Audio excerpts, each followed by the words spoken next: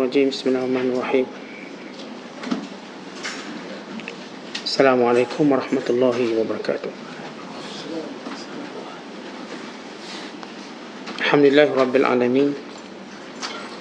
Salatu wassalamu ala rasulil amin wa ala alihi wa sahbihi wa masara ala nahjihi wastanna bisunnatihi wa ihtada bihadihi ila yaumiddin, amma ba'du. Berkata Sidi Syekh Muhyiddin Abu Muhammad Abdul Qadir Jilani radhiyallahu ta'ala anhu di madrasahnya pada pagi Jumaat 17 Ramadan tahun 545 Hijriyah, sesudah bicara panjang, siapa yang mahu mendapat keredaan terhadap ketentuan Allah Azza wa Jalla, maka hendaklah dia sentiasa mengingati mati. Kerana mengingati mati itu akan meringankan musibah dan bahaya yang menimpa dirinya. Jangan sekali-kali engkau berani menuduh Tuhan dan hal ketentuan yang berlaku ke atas dirimu, ke atas harta bendamu dan anak pinakmu. Bahkan katakanlah, Tuhanku tentulah lebih tahu apa yang baik buat diriku dari apa yang aku tahu. Jika engkau selalu lazimkan hal yang semacam ini, kelak engkau akan rasakan kelazatan redha dan muwafakatmu itu. Kelak akan tercabut akar umbi bahaya dari pangkalnya dan cabangnya, lalu digantikan buatmu segala macam kenikmatan dan kebaikan. Lantaran engkau muwafakat dan menerima bala itu dengan redha, maka Allah akan menggantikannya dengan berbagai-bagai kenikmatan yang datang dari segala ceruk dan penjurunya. Celaka engkau, wahai orang yang lalai kepada Allah.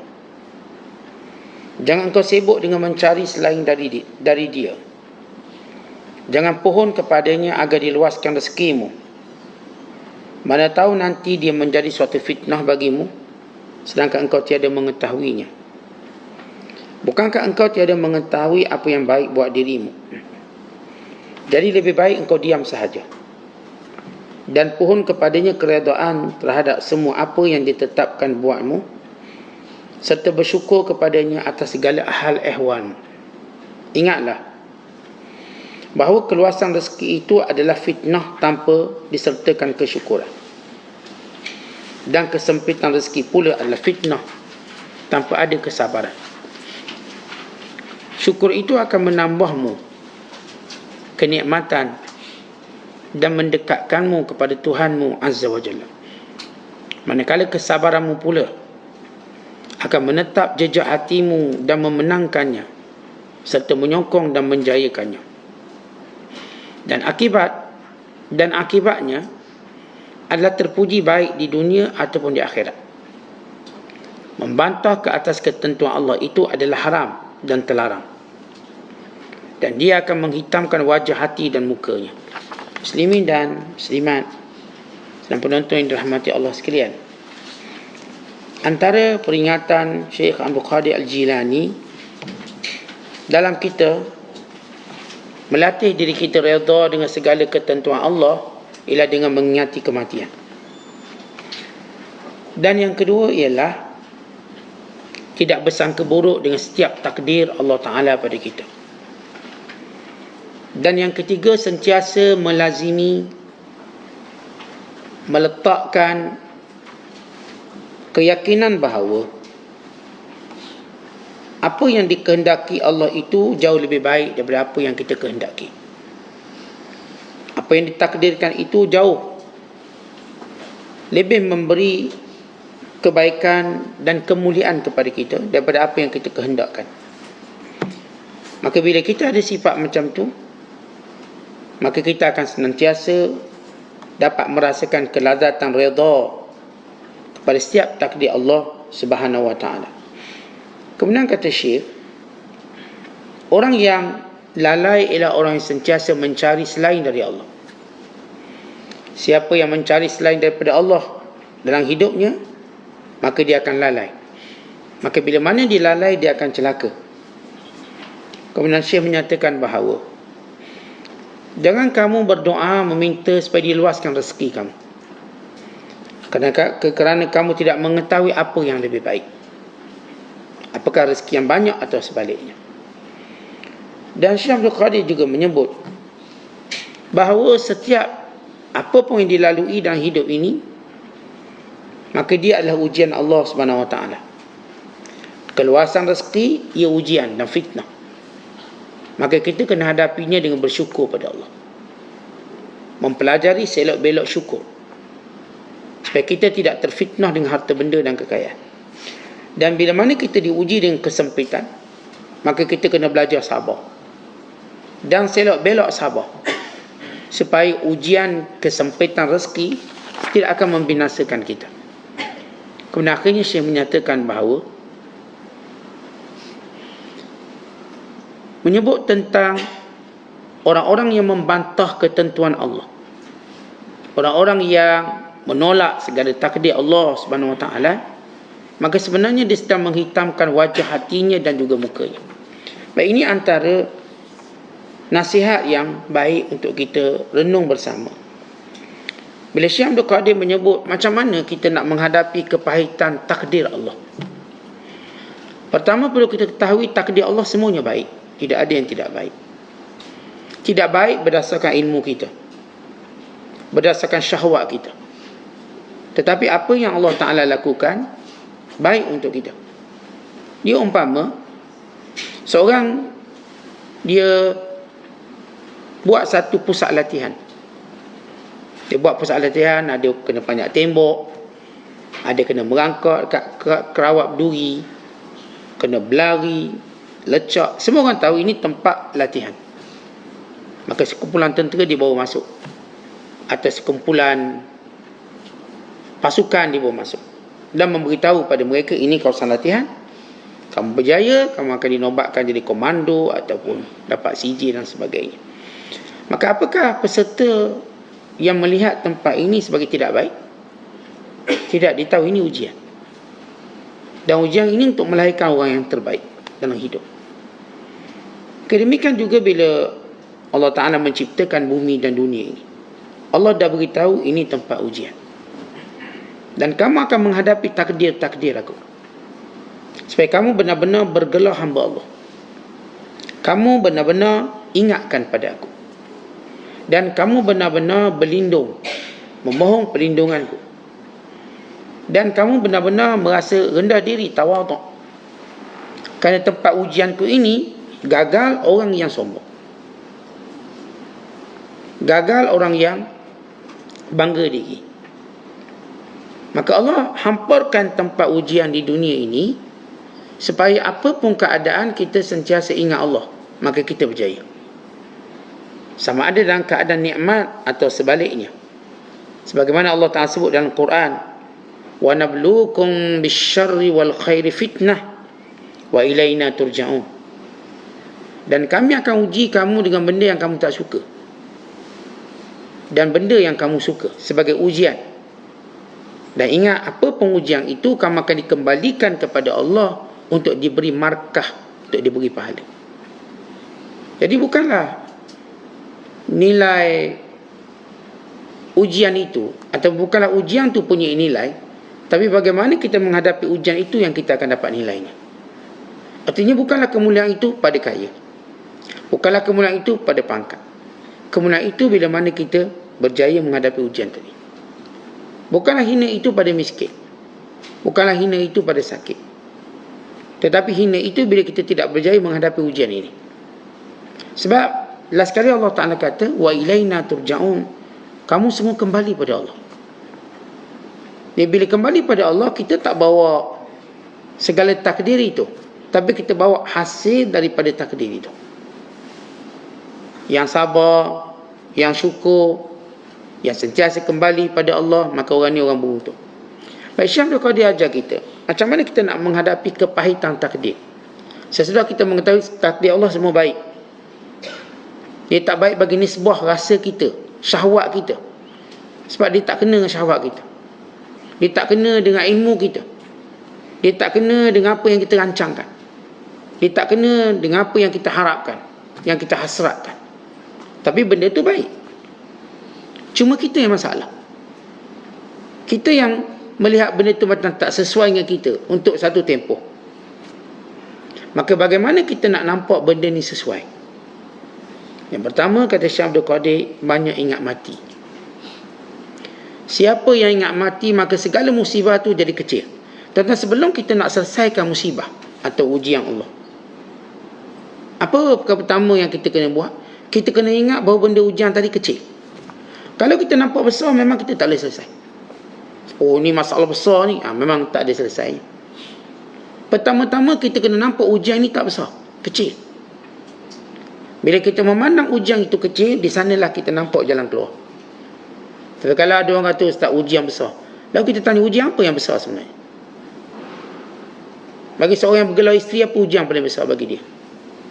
Bagi yang bergelar suami, apa ujian paling besar bagi dia? Bagi yang bergelar manusia, baik sepakat ulama, ujian paling besar mati. Tidak ada ujian lebih besar pada itu. Mati. Kerana mati berarti berakhir hidup kita. Mati ujian paling besar. Tetapi kalau seorang melihat dan seorang menilai suatu ujian tadi yang saya katakan, pertama-tama bila kita nak menghadapi ujian, kita kena nampak benda itu kecil. Dia bukan benda besar. Artinya yang kata lain, benda yang boleh diselesaikan.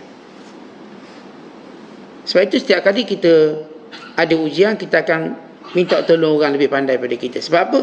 Kerana orang yang kita minta tolong, dia nampak ujian kita tu kecil. Sebab itu dia boleh tolong kita. Tuan-tuan susah, tak ada duit. Tak ada duit nak makan, pergi jumpa orang kaya. Bagi orang kaya, masalah tuan-tuan tu kecil je. Apa masalah awak? Tak ada duit nak makan, ambil duit, sebulan saya bagi makan. Sebab dia melihat masalah itu kecil. Kita ni, yang ni pelajar, saya ni ada masalah lah, saya takut tak lulus periksa. Kita pun jumpa kita punya pensyarah. Saya tak, jangan bimbang, awak buat je, saya akan luluskan awak. Maka ujian tu pun selesai. Pada mana? Pada orang yang melihat ujian tu kecil, dia boleh selesai. Jadi sebenarnya tak ada ujian yang besar. Kalau orang kata ada besar, tak ada. Melainkan kita yang melihat dia besar. Sebab tu kita tak boleh selesai masalah. Maka kita kena panggil orang luar. Orang luar akan tengok, oh benda ni senang je. Seorang tuan-tuan dia tak pandai baiki paip. Bila rumah dia paip besar ataupun bocor, dia kata, Allah bahayanya, susahnya saya, paip bocor. Dipanggil dia piping atau dipanggil tukang paip, senang je tutup. Bini macam ni, macam tu je buat, macam ni je. Seorang yang rosak kereta, nangis dia rosak kereta. Macam mana ni nak balik kampung, nak balik raya, rosak pula kereta, tak tahu pula rosaknya apa. Kita pun panggil pakarnya. Ni kecil je ji, packing ni je, selesai masalah. Kita yang dapat masalah tu memang nampak besar. Tapi bila kita jumpa ada orang yang selesaikan masalah, pertama orang yang selesaikan masalah kerana dia nampak kecil masalah tu. Maka kita pun sama. Tetapi pertama bila kita nak kecilkan masalah macam mana? Ingat mati. Man zakaral maut hanat masaibuhu. Siapa yang ingat mati, segala masalahnya jadi kecil. Masalah, contoh kita lihatlah apa yang kita tak suka dalam hidup ni. Ya, miskin kita tak suka.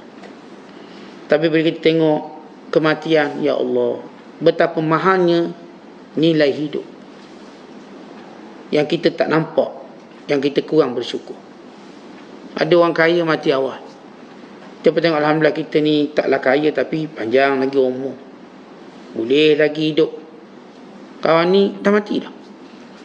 Bukankah bila kita melihat perkara tadi, nikmat tadi, maka kita akan nampak kecil segala musibah kita. Sebab tu kita lihat di antara da'abus solihin, antara sifat orang-orang soleh, dia sentiasa ingat mati. Kenapa dia ingat mati? Maka seluruh takdir Allah Ta'ala yang dilaluinya akan menjadi mudah. Sebab ingat mati dengan maksud ialah dia ada negeri akhirat untuk dia pulang. Dia ada kesibukan untuk dia beramal soleh. Bukan nak tengok musibah ni, dia sibuk melakukan amal soleh. Sebab itu bila Nabi sallallahu alaihi wasallam berkata, aksiru zikra hazimil ladzaz, perbanyakkan ingat mati, kata Rasulullah. Nabi namakan mati itu hazim. Hazim maksudnya pemutus, penghancur.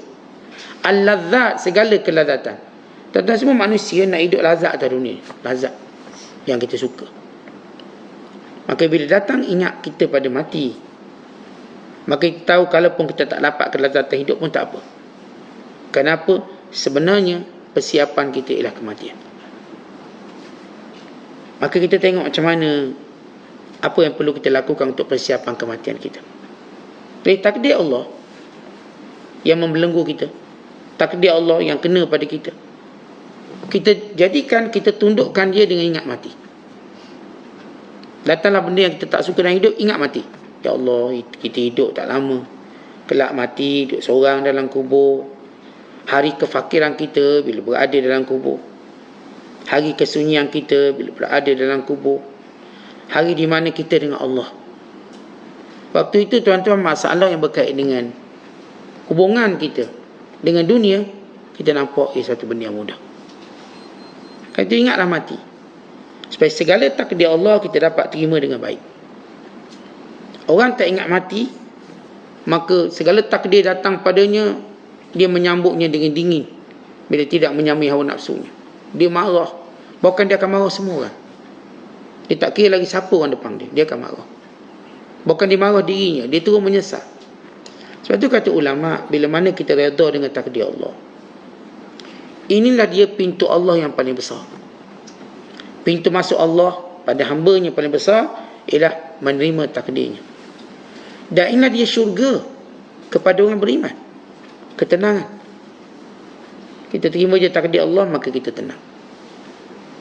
Kita terima je takdir Allah, maka kita akan rasa lapang. Inilah kerehatan. Kita terima takdir Allah, kita pun rehat. Tuan-tuan, kalau kita tak terima takdir Allah, kita tak boleh rehat, kita tak boleh tenang. Dan paling buruk pada itu, Allah Ta'ala pun tak pandang kita. Pertolongan Allah datang dengan lebih cepat. Lagi bila kita lebih cepat terima takdir Allah. Tetapi bila kita kena sesuatu yang kita tak suka, datang tak pertolongan Allah? Datang. Tapi pertolongan Allah dia akan datang cepat ke atau lambat? Bagi orang yang menerima takdir Allah dengan baik, maka pertolongan Allah itu datang on the spot, terus. Terus on the spot datang. Irtijalian, spontan. Kenapa? Dia dah fikir ini baik untuk aku. Itu pertolongan Allah. Datang takdir Allah, ini baik untuk aku. Allah hendaki apa yang lebih baik untuk aku. Bukan apa yang kita fikirkan. Oh, nanti tak baiklah berlaku pada saya itu. Tak, ini baik untuk aku. Lihat pertolongan Allah datang dengan lebih cepat. Ada orang, pertolongan Allah datang pada dia lambat. Sebab dia, bila mula-mula dapat takdir, dia mula gelisah. Kegelisahannya pertama diterjemahkan dengan memarahi dan mencari siapa pelakunya, penyebab. Dia lupa untuk muhasabah dirinya dulu. Dia akan cari penyebab dulu. Maka dia mulakan takdir Allah dan penerimaan dengan cara memarahi orang lain. Betul, kita tengok, kita cenderung bila berlaku sesuatu, kita cari siapa yang kita nak marah ni. Tuan-tuan sepak pinggang, siapa pecah. Pertama kita nak marah, siapa letak pinggang sini? Kita akan cari. Tanya suami kita, abang letak pinggang sini? Dia kata, saya tak letak. Mana saya letak? Abang Long ditanya semua.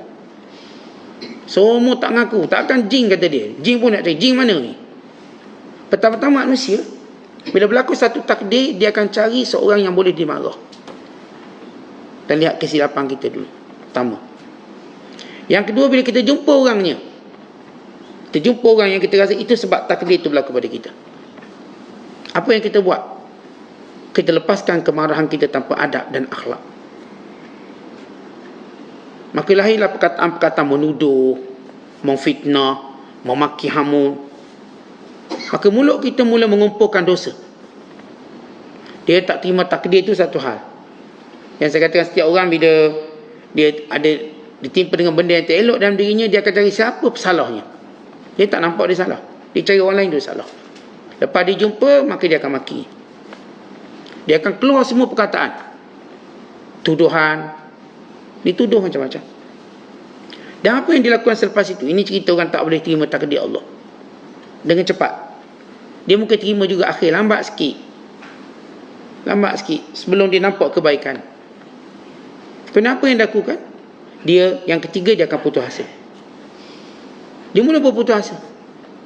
Bila berputus asa, dia buatlah benda-benda yang akan rugikan dia. Benda rugikan dia.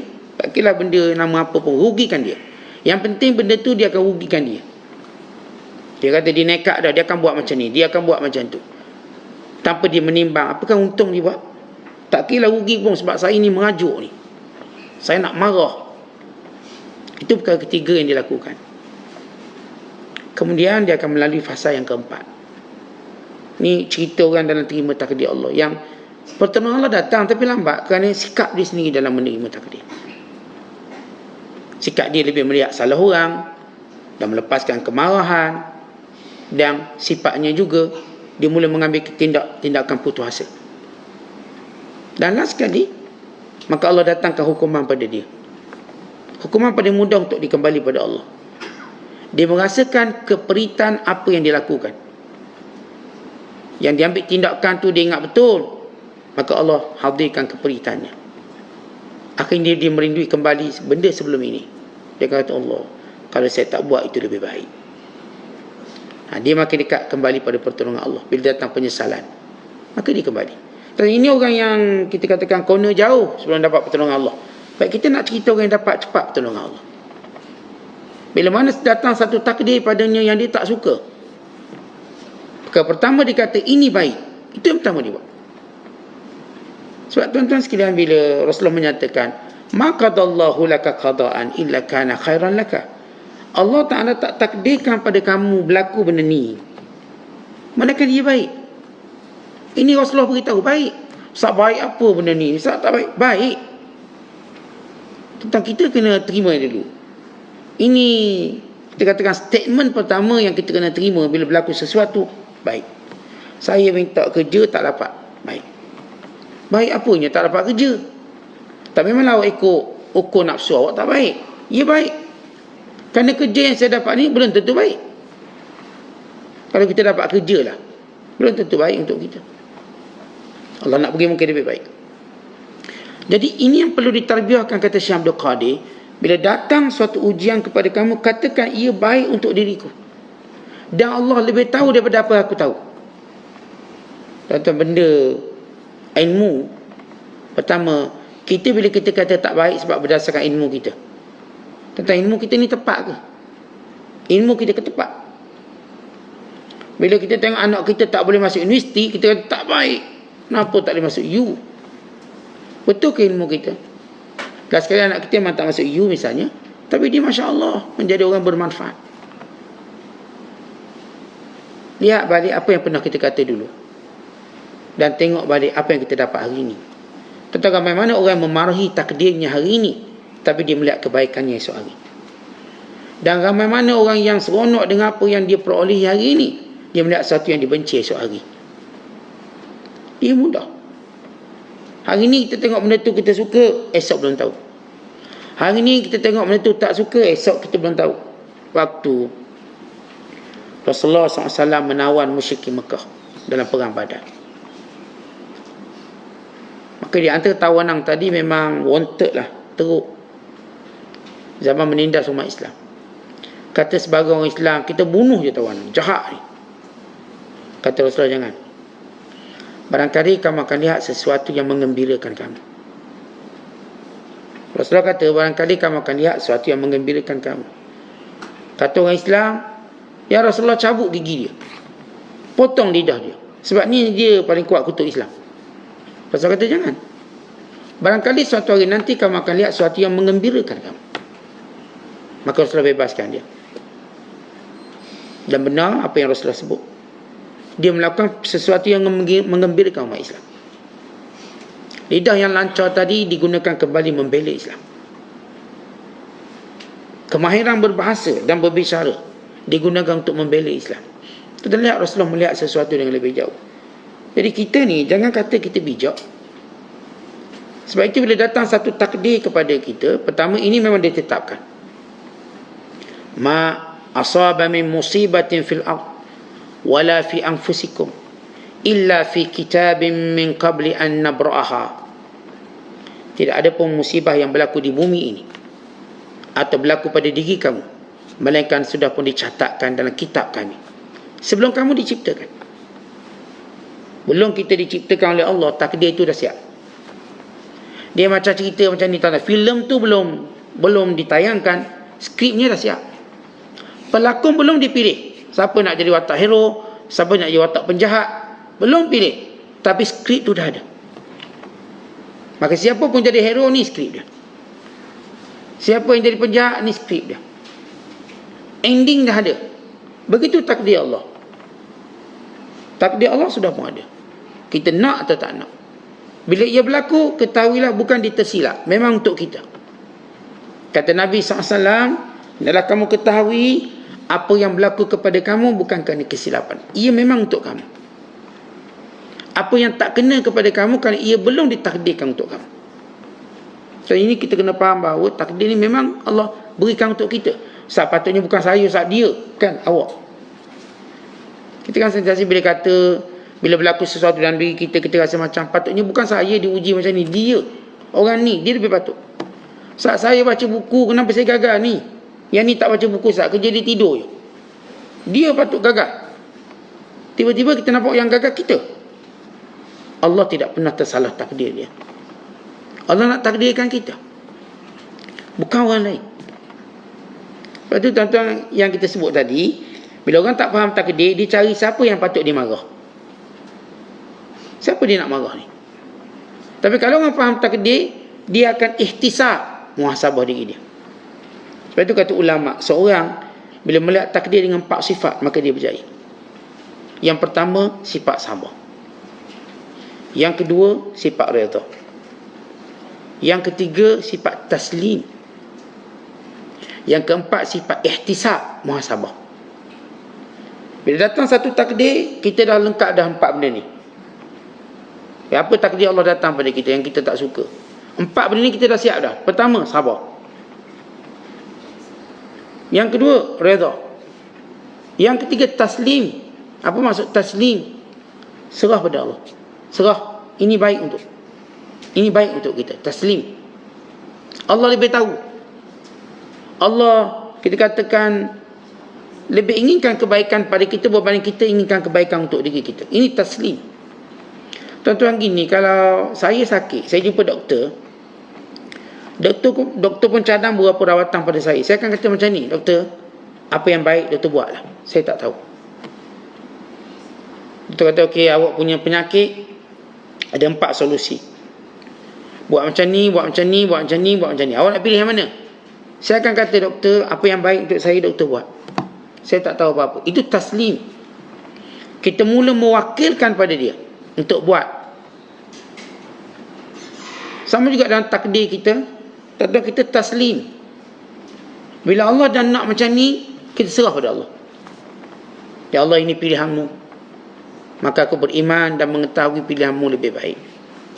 Maka buat apa sahaja, Allah. Inilah perkataan wa ufawwidu amri ila Allah, dan aku serahkan urusanku pada Allah. Maksud ufawwid, tafwid, aku wakilkan kepada kamu, kamu sebaik-baik wakil. Dan kita bagi duit zakat pada amil zakat, kita kata buatlah apa yang patut dengan duit ni. Kita bagi duit derma ni pada tok guru ni, duit derma, saya nak derma. Tok guru buatlah apa yang baik. Kita percaya pada dia. Abu Talha Al-Ansari, kebun dia Bairuhaq, dia beri pada Rasulullah. Dia kata, ya Rasulullah, buatlah apa yang Tuhan nampak baik. Kerana dia tahu Rasulullah akan buat yang baik untuk dia. Allah, tuan-tuan, lebih sayang pada kita berbanding mak kita sayang pada kita. Allah arhamu li ibadihi min hadhihi biwaladiha. Allah lebih kasih pada hambanya daripada seorang ibu kasih anak dia. Jadi kenapa kita tidak mau taslim, serah pada Allah? Saya serah kalau ini baik untuk saya. Dan yang keempat ialah ihtisab. Apa itu ihtisab? Ihtisab ni ada 2 makna. Yang pertama, mengharapkan pahala atas setiap ujian kita. Tetapi pengujian kita tahu ada benda lebih baik daripada ujian ini, pahala. Pahala lah paling baik, yang Allah namakan sebagai warizqu rabbika khair, rezeki dari Allah. Rezeki dari Allah pun dia pahala, as-sawab. Tuan-tuan, itu jauh lebih baik daripada apa benda pun yang kita ada dari dunia, yang kita ada kat dunia ni. Nak lawan dengan pahala tak boleh lawan. Sebab apa? Sebab yang kita ada ni kita kena tinggal. Pahala dia akan bersama dengan kita. Maka ihtisab, maksud pertama ialah mengharapkan pahala. Yang kedua, ihtisab maknanya muhasabah. Tuan-tuan, setiap takdir itu ada ilmu, mutiara ilmu Allah nak beri pada kita. Kita lupa ilmu tu. Kita duk ingat kita je pandai. Sebab tu bila datang takdir asyik nak marah dulu. Tak, dalam takdir tu ada ilmu. Cuba gali. Rupa-rupanya saya pernah diuji susah untuk saya menghargai orang susah. Rupanya saya pernah diuji dengan gagal untuk saya mengetahui sebab-sebab kegagalan. Dan saya kongsi dengan orang. Rupanya saya dapat ujian macam tu, macam ni. Allah nak beri saya satu ilmu. Tentang ilmu yang paling hebat ialah ilmu yang Allah beri pada kita berupa takdirnya. Tuan-tuan belajar ilmu kat universiti. Bagus, saya sampai dapat bachelor, master, PhD. Ilmu yang kita belajar dengan cerdik pandai. Segala coaching-coaching kita hadir, dia bagi ilmu luar biasa. Tuan-tuan, tidak ada ilmu yang lebih hebat daripada ilmu takdir Allah. Orang ini mungkin namakan dia sebagai ilmu pengalaman. Tapi kita kata bukan ilmu pengalaman, tapi ilmu takdir Allah. Allah takdirkan kita sesuatu untuk dapat satu ilmu yang kita tak akan lupa dalam hidup. Allah takdir kita jatuh lubang supaya kita tak akan jatuh lagi lubang tu mana-mana masa pun. Takdir satu, kita jatuh lubang. Kadang-kadang kita naik kereta terbabas. Dengan takdir itu kita belajar satu benda yang kita tak akan terbabas selama-lamanya. Sekali itu je Allah ajar kita dan kita cepat tangkap. Sebab takdir itu datang ke hati kita. Ilmu dia datang kat telinga. Kita dengar saya ceramah, datang kat telinga. Belum pasti turun ke hati. Belum pasti. Telinga dengar. Tu orang tua kita kata bagaikan mencerai pada daun keladi. Ada orang didengar ilmu, dia manfaat. Ada tidak? Itu sifat ilmu yang kita dengar. Tapi takdir bukan ilmu yang kita dengar, tapi ilmu yang kita lalui. Pada setiap orang bila dia mendapat takdir dan kehidupannya, dia ihtisab, dia muhasabah, dia akan dapat ilmu paling baik sekali. Dan inilah mutiara ilmu sebenar dan kehidupan kita. Tapi semua benda ni sebenarnya takdir Allah menjadikan kita kena apa? Bukan kita kena erti kehidupan, tapi kita kena Allah. Setiap takdir Allah, dia akan berikan kepada kita dua ilmu yang tertinggi. Pertama, kita akan kenal Allah. Yang kedua, kita akan kenal diri kita. Allah, apa pun yang berlaku pada kita, tempat minta pertolongan cuma Allah. Itu yang kita belajar. Yang kedua, kita belajar siapa kita. Kita tahu kita orang lemah. Kita tak ada apa-apa rupanya. Bila datang takdir, tuan-tuan, habis ilmu kita. Ilmu kita selama ni rasa bijak, masa tak boleh nak selesai dengan takdir Allah. Habis obat di pasaran untuk menyembuhkan kita. Pada orang cerita obat-obat banyak atas dunia, bila datang takdir sakit, tak ada satu obat boleh sembuhkan kita.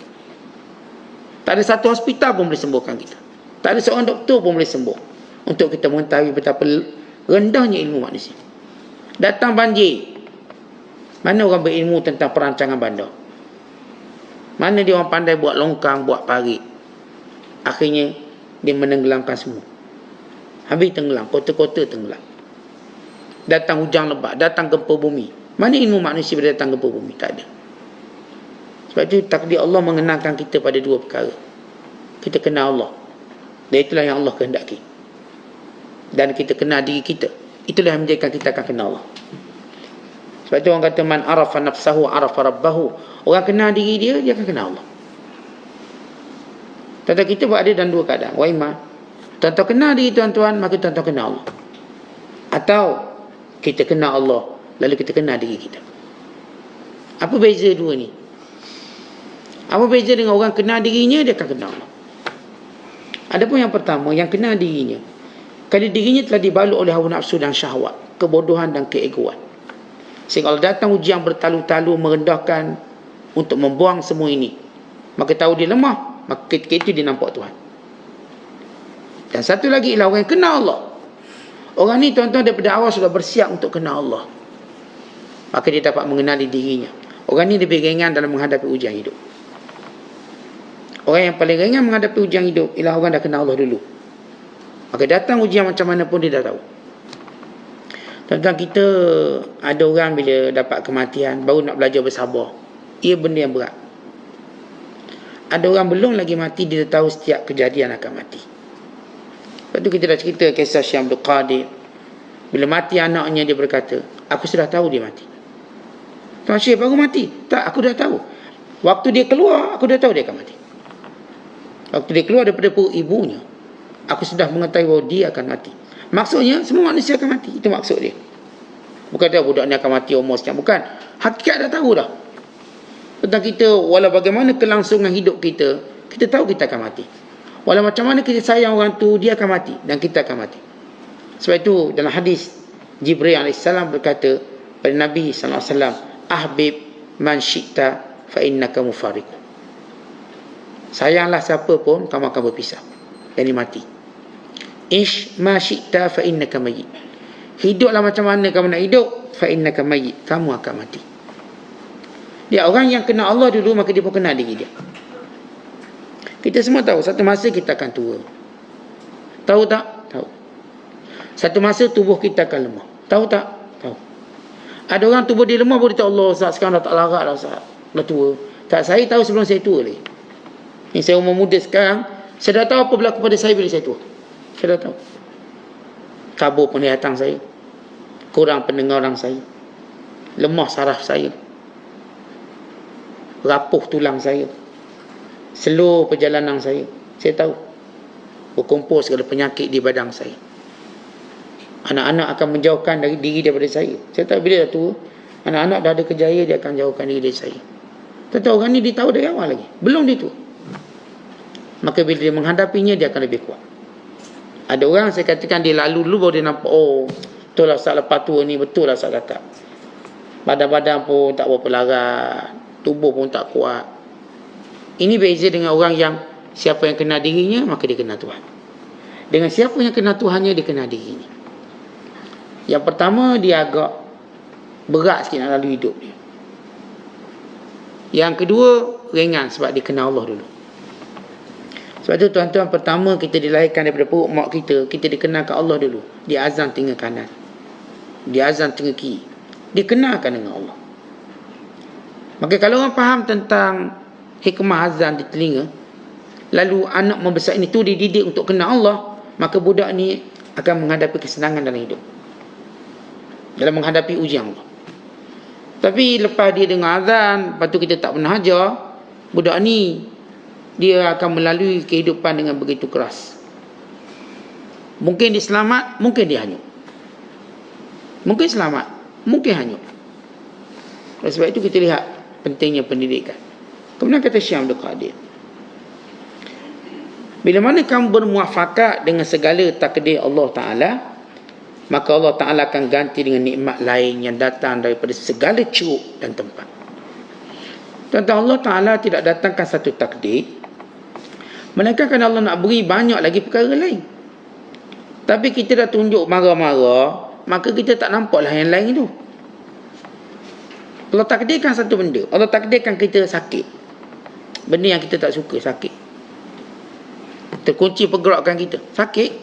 Tak kira sakit apa pun, yang kena rasuk ke, sakit saraf ke, yang sakit sehingga dia terhalang buat banyak benda yang disuka. Baik, sebenarnya Allah Ta'ala uji tadi untuk datangkan pelbagai cabang-cabang nikmat lain yang lebih baik. Datang sakit, maka datang masa banyak untuk kita sebut nama Allah. Datang sakit, datang banyak muhasabah kita, untuk kita menyesali dosa-dosa kita yang kita buat dulu. Datang sakit, menghimpunkan ramai orang soleh menziarah kita.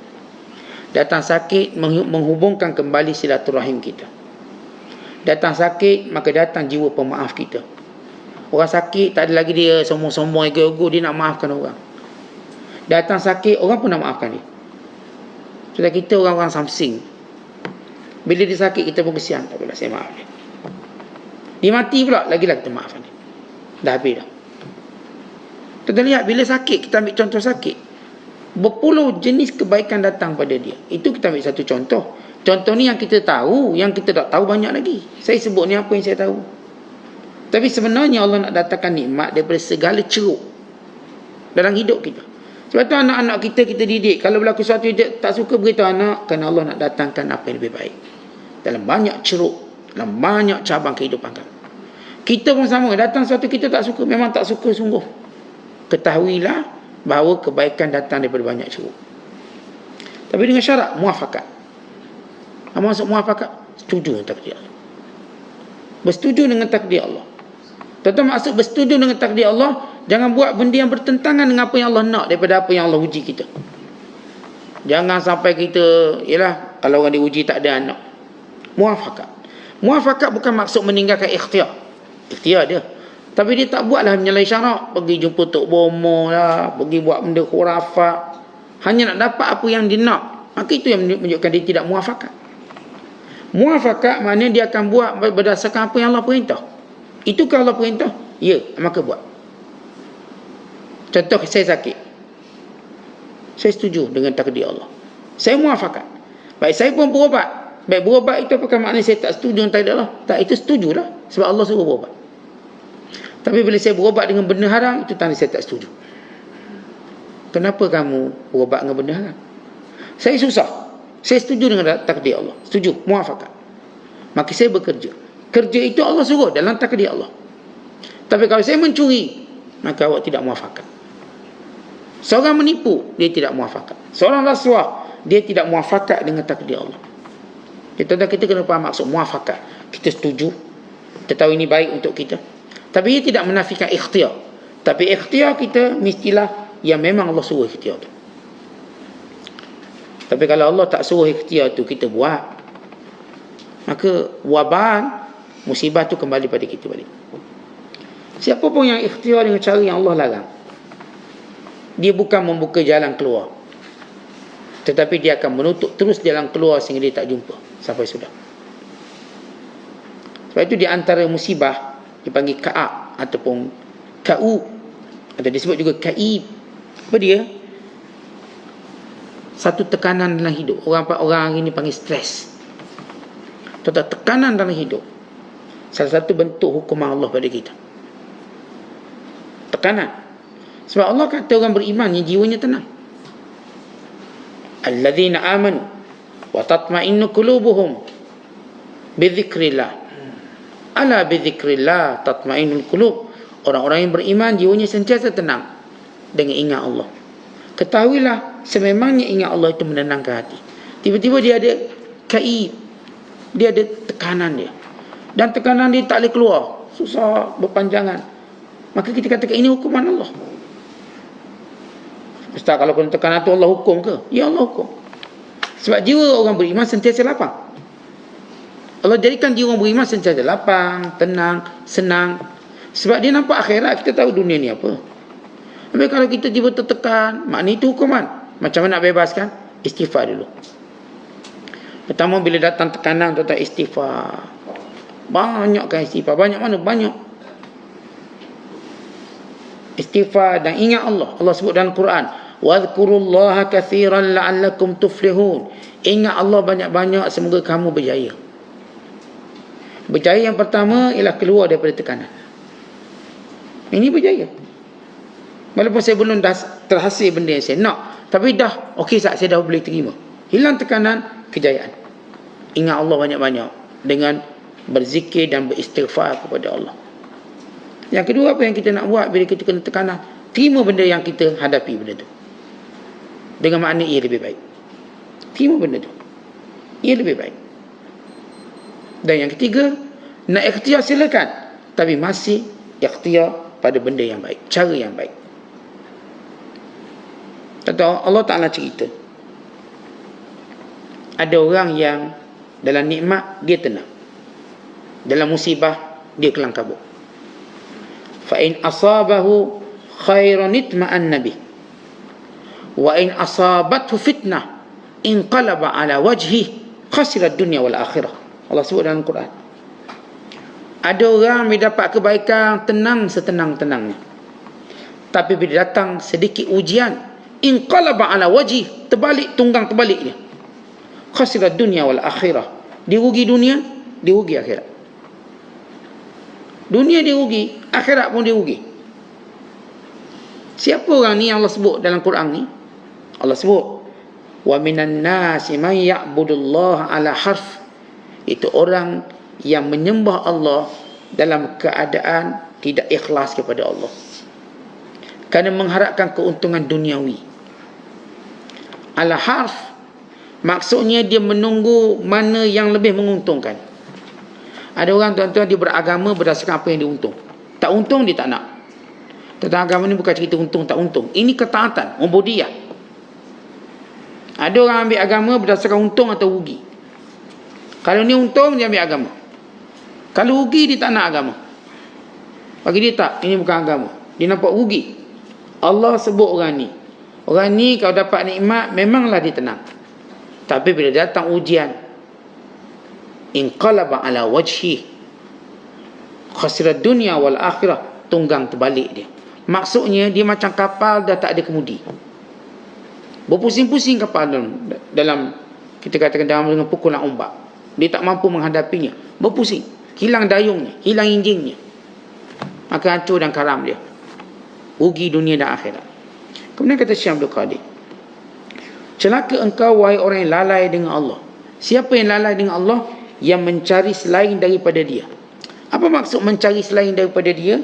Tentang sekalian, kita hidup ni apa pun kerana Allah. Inna salati wa nusuki wa mahyaya wa mamati lillahi rabbil alamin.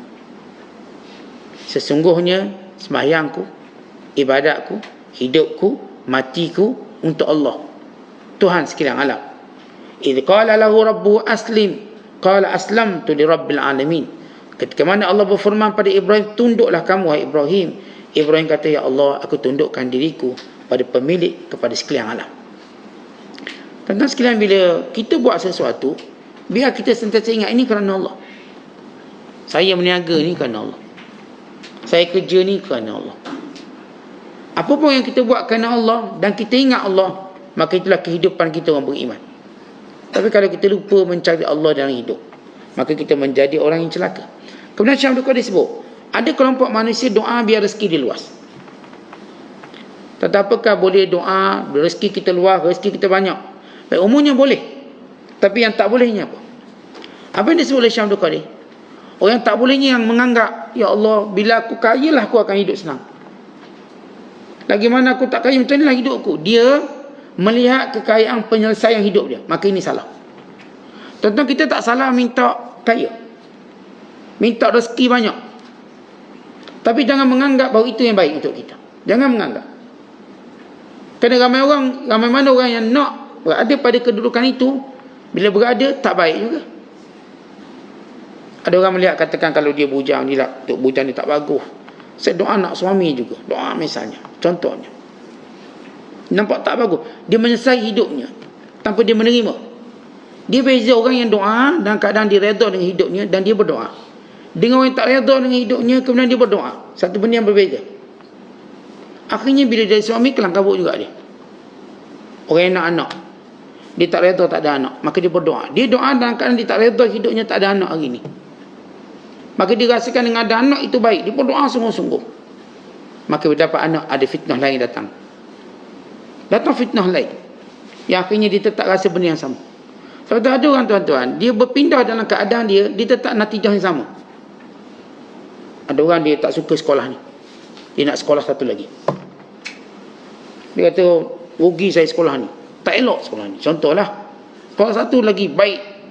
Maka doa sungguh dia untuk dapat. Akhirnya dia pun dapat. Ternyata sama juga tak baik untuk dia. Akhirnya nak pindah sekolah lain pula. Kenapa? Kerana salah dia. Bukan salah sekolah, dia. Tentang kita, saya katakan kalau saya nak doa kaya, tak salah. Tapi jangan menganggap keadaan saya sekarang ni tak elok.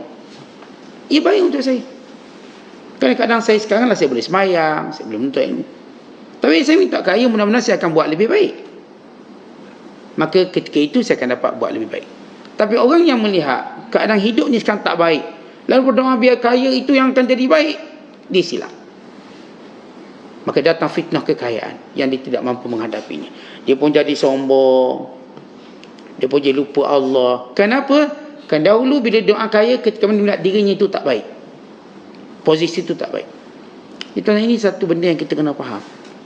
Contohlah saya sakit atau kita sakit. Kita nampak sihat tu baik, ya sihat tu baik. Sakit ni tak baik. Kita macam marah sakit ni. Kenapalah sakit? Oh ya Allah, sembuh.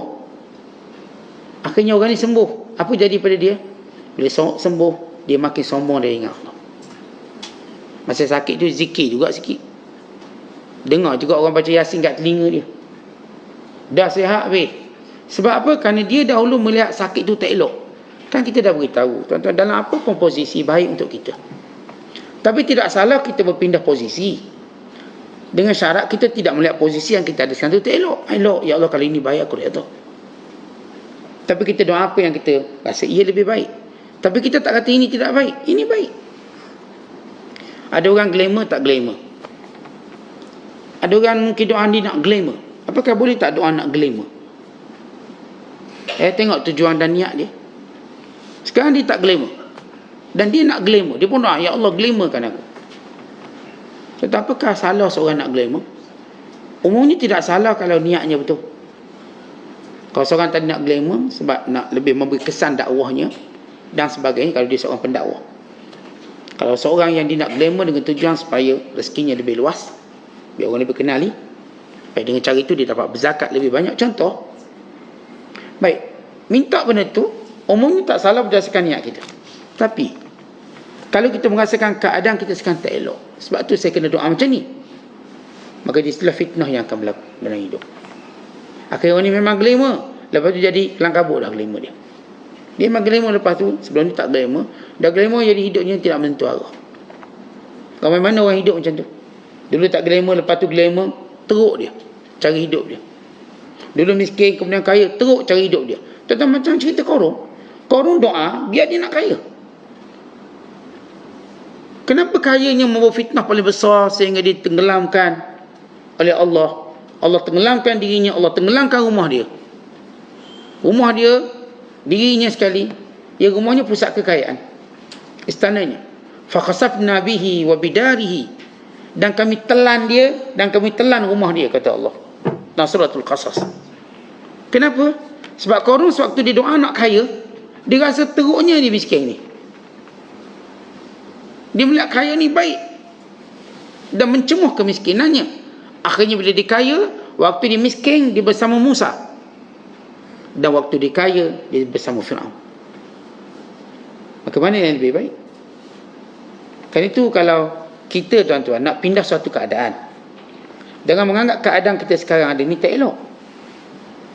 Dah elok, dah bagus. Kalau ini baik. Tapi kita rasakan ada mungkin lebih baik, tanpa kita mengeluh dengan apa yang kita ada sekarang. Lalu kita doa dengan niat yang baik, maka ketika itu kalau Allah pindah kita, kita kekal macam perangai kita sama, tak berubah kita. Sebab tu tuan-tuan tengok ada orang bila miskin baik, kaya pun baik. Bila miskin taat, kaya pun taat. Tak ada beza dia. Waktu dia jahil, dia pun baik orangnya. Waktu alim pun sama. Dia tak berubah. Kenapa? Dia tak pernah melihat diri ini dulu teruk. Menyesali takdir. Tentang kekal kesan daripada kita menyesali takdir, lalu kita cuba mengubah dengan doa, maka dia akan datang sesuatu yang lebih teruk pada itu. Kita katakan tadi, kita tegaskan, tuan-tuan kena faham elok ibarat ini yang disebut oleh ulama. Doa tak salah, nak kaya tak salah, minta apa. Tapi yang salah bila kita menganggap yang kita ada sekarang tak elok. Kita rasa dengan kaya boleh ubah hidup kita. Dah ada hamba Allah berkata, saya ingat masalah ini cuma kemiskinan, maka saya cuba keluar daripada kemiskinan, biar saya kaya. Rupanya bila kaya lagi saya serabut kepala. Tak ada seorang hamba Allah, dia berjaya bisnes. Ada seorang tu tak kata, Ji doakan biar kami pun kaya macam ni. Orang kata jangan. Saya doakan awak kekal macam yang kaya-kaya, teruk saya kaya. Tapi bila dia dah melalui ni, dia rasa teruk. Dan dia takut orang melalui kena teruk macam dia. Sebab itu tuan-tuan, jangan pernah kita melihat keadaan orang lain lebih baik pada kita. Dari sudut kurnia Allah, syukur. Jangan melihat begitu. Ketika Qarun lalu depan orang miskin Bani Israel, apa kata orang miskin Bani Israel? Ya lahu min hafdhin azim. Oh, bertuahnya Qarun. Ulama-ulama yang ada di situ berkata, wailah celaka kamu. Kenapa kamu kata dia bertuah? Bukankah kamu yang sudah beriman pada Allah itu lebih bertuah? Kamu lebih bertuah dapat berlaku amal soleh, Itu bertuah. Tiba-tiba mereka tengok juga dan mereka dapat tahu Qarun telah ditelan bumi. Lalu mereka berkata, untung kami tak bersama dengan Qarun. Kalau tidak, kami kena telan. Selamat kami. Barulah kami tahu bahawa Allah nak bagi rezeki, dia boleh bagi, dan nak ambil, dia ambil sekali mata. Kata Qarun tu kaya dia, bukan kata 7 keturunan boleh hidup, 7 benua pun boleh hidup. Kita kan kalau orang kaya ni 7 keturunan tak habis duit. Qarun 7 benua tak habis duit. Dia punya banyak. Tapi bila Allah nak ambil sekejap. Ramai orang berkata duitnya tak akan habis 7 keturunan. Dia silap. Allah boleh ambil sekejap. Sekelip mata. Ada orang paling kaya di dunia, antara paling kaya. Dia boleh hilang kekayaannya 50% dalam masa 1 hari je. 1 hari je. Kejap 50. Dia 50% kekayaan hilang dalam masa 1 hari. Padahal kalau orang tengok harta di bilion-bilion dolar tu, ni 7 keturunan, tak, Allah boleh ambil 1 hari. Bahkan lebih hampir, lebih dekat pada tu. Sebab tu tuan-tuan, kita melihat apa yang Allah takdirkan pada kita ini baik. Kalau kita berdoa kerana kita nak buat apa yang lebih baik yang Allah perintahkan, bukan kerana kita menyesali apa yang kita lalui ini. Tak, kita terima. Ya Allah, apa pun baik. Kalau saya sakit itu baik. Ya Allah, kalau saya macam ni baik. Tapi kalau sekiranya benda itu lebih baik pada saya mohon kau berikan. Kalau ia baik. Maka kalau tak baik, maka jauhi. Sebab itu kita diminta istikharah. Kata Nabi SAW, min sa'adati ibni Adam al-istikharatu lillah warridha bima qadallah. Di antara tanda kemudian seorang anak Adam, kata Nabi SAW, apapun dia sentiasa minta dengan Allah, istikharah. Dan kemudian dia redha dengan apapun yang Allah takdirkan. Istikharah kita dengan Allah. Ya Allah, kalau ni baik untuk duniaku, agamaku, kesudahanku, maka berilah pada aku. Kalau tak baik, aku tak nak. Biarpun akal kita kata bagus. No. Agama kita kata tak baik. Sebab tu kita kata, ya Allah, kalau ia baik untuk aku, maka aku nak. Kalau tak baik, aku tak nak. Sehebat mana pun benda tu, kalau ia tidak baik, kita tak nak. So, begitu cara kita halus berdoa. Kan dalam doa menunjukkan kita menerima takdir Allah. Jangan dalam doa menunjukkan kita bantah takdir Allah. Doa juga, tapi bantah takdir Allah. Maka ia tidak sama. Doa atas nama ubudiyah dengan doa atas nama, kita katakan, orang yang menyesal dengan, ataupun orang yang merasa kerugian pada diri dia. Sebab tu orang kafir pun doa. Orang kafir doa tak? Doa. Siapa kata orang kafir tak doa? Dia doa. Tapi doa dalam keadaan macam mana? Dia tak redha dengan kehidupan dia. Orang beriman doa tak? Doa. Doa kita dengan nama perhambaan pada Allah. Sebab tu tuan-tuan, kita dapat tak dapat, kita tak kisah. Kau dapat, mungkin baik. Kalau tak dapat, Allah dah ganti mungkin lebih baik pada tu. Memang dia ajar begitu. Tapi kita kena doa. Kan doa ini ubudiyah, perhambaan. Doa bukan permintaan, tapi perhambaan. Sebab itu Nabi kata apa? Ad-du'a huwal ibadah. Doa itu ibadah. Kenapa tak disebut doa itu permintaan? Kerana tuan-tuan, yang kita minta itu belum tentu baik untuk kita. Tapi sifat kita berdoa itu memang baik untuk kita. Dia telah mendatangkan pahala. Dia telah mendatangkan rasa rendah diri kita pada Allah. Maka ini fungsi doa dalam kehidupan orang beriman. Sebab itu kita tidak pernah berhenti berdoa walaupun kita dah ada semua. Sebab doa itu ibadat. Kita tak pernah berdoa walaupun kita tak dapat macam kita nak. Doa itu ibadat. Kalau doa itu permintaan, kita akan berhenti bila kita tak dapat. Umpama seorang anak kecil yang minta, tak dapat, dia pun stop. Tak cakap. Kita akan terus berdoa lagi mana ada nyawa. Doa itu ibadat. Untuk kita sentiasa mendapat redha Allah Ta'ala. Kemudian kata Syekh, keluar sang rezeki mesti kita kena tambah dengan syukur. Kalau tidak, habis. Manakala kesempitan rezeki, kita kena tambah dengan sabar. Syukur kita akan tambahkan nikmat. Manakala sabar kita akan menjadikan kita tenang dan datang pertolongan Allah. Kadar mana sabar kita, maka kadar itulah pertolongan Allah datang. Besar sabar, besar pertolongan Allah. Cepat kita sabar, cepatlah pertolongan Allah. Lambat sabar, lambatlah datang. Kecil sabar kita, maka kecillah pertolongan Allah datang. Maka besarkan sabar kamu. Kata ulama bila membahaskan ayat, ya ayyuhalladzina amanu sabiru wasabiru. Wahai orang beriman, sabar dan kuatkan kesabaran kamu. Kita tuan-tuan kena belajar, kena tahu seni-seni yang boleh memperkuatkan sabar kita. Macam mana nak jadi kuat sabar? Macam mana kita nak kuat sabar? Mesti kita kena tahu cara dia.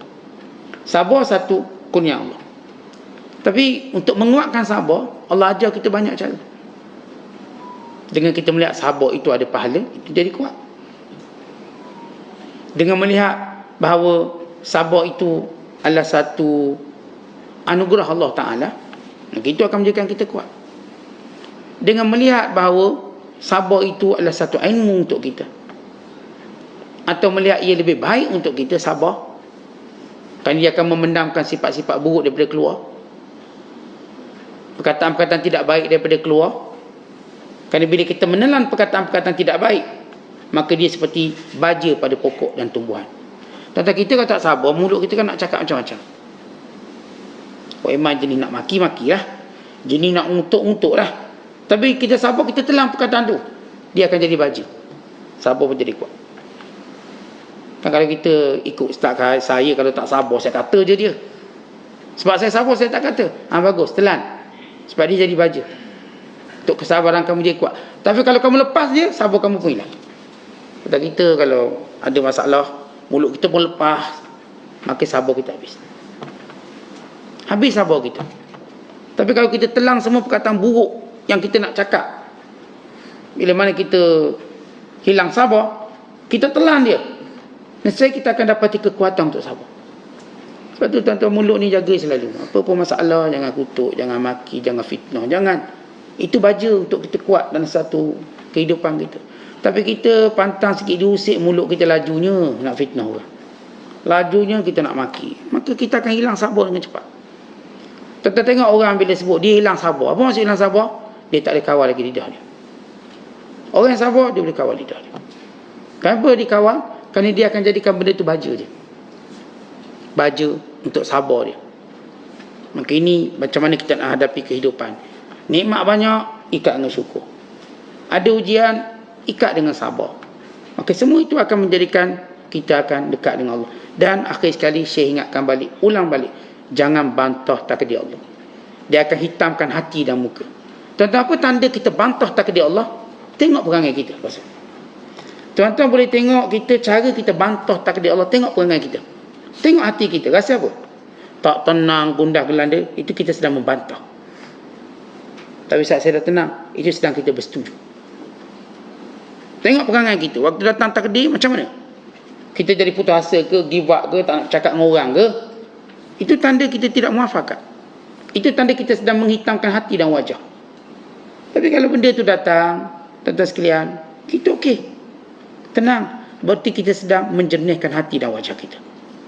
Takdir sama ada dia menghitamkan hati dan wajah, ataupun takdir dia menjernihkan hati dan wajah. Pilih mana satu kita nak. Kita dapat tengok sendiri diri kita. Kalau saya katakan datang satu takdir, kita dah kelang kabut, macam hilang kendali, macam layang-layang putus tali, macam bot yang tidak ada kendali, maka kita ni tidak bermuafakat dengan takdir Allah. Tapi orang yang tenang, dia tahu landasan hidup dia, dia tahu prinsip, dia tahu apa yang patut dia buat, maka orang ni bermuafakat dengan takdir Allah. Wallahu a'lam. Assalamualaikum.